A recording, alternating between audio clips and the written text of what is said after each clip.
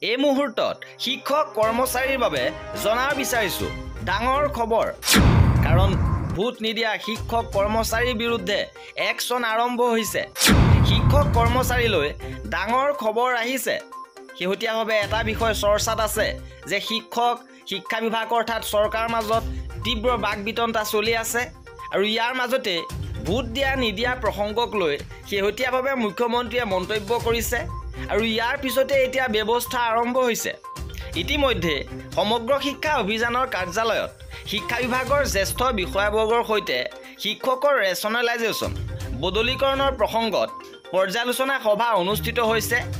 বিদ্যালয় আৰু বিষয় অনুসৰি শিক্ষাৰ্থী আৰু শিক্ষকৰ অনুপাত নিয়ন্ত্ৰণক অগ্ৰাধিকাৰ দি শিক্ষকৰ ৰেচনেলাইজেশ্যন বদলীকৰণৰ দিশত বিদ্যালয় শিক্ষা বিভাগক কাম কাজ আগবঢ়াই নিবলৈ নিৰ্দেশ দিছে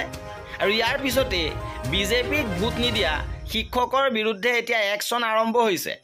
প্ৰাথমিক শিক্ষকক ৰদ বদল হৈছে মাধ্যমিক বিদ্যালয়লৈ হিন্দী শিক্ষকৰ ৰদ বদল হৈছে অসমীয়া মাধ্যমৰ বিদ্যালয়লৈ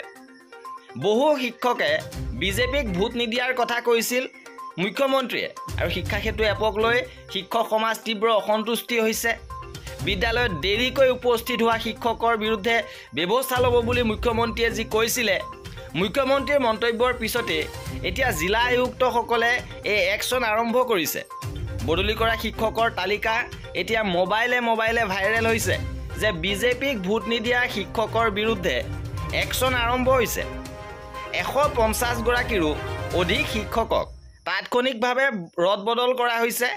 আৰু হুজাই যোগীজান আৰু লংকা খণ্ডৰ মুঠ 150ৰ অধিক শিক্ষকক এই ৰদ বদল কৰা হৈছে প্ৰাথমিক শিক্ষকৰ ৰদ বদল মাধ্যমিক বিদ্যালয়লৈ কৰা হৈছে আৰু হিন্দী শিক্ষকৰ ৰদ বদল অসমীয়া মাধ্যমৰ বিদ্যালয়লৈ কৰা হৈছে আৰু শিক্ষা বিভাগৰ এই নিৰ্দেশনাৰ পিছতে পুনৰ প্ৰতিক্ৰিয়াৰ সৃষ্টি হৈছে আৰু শিক্ষক কৰ্মচাৰীৰ লগতে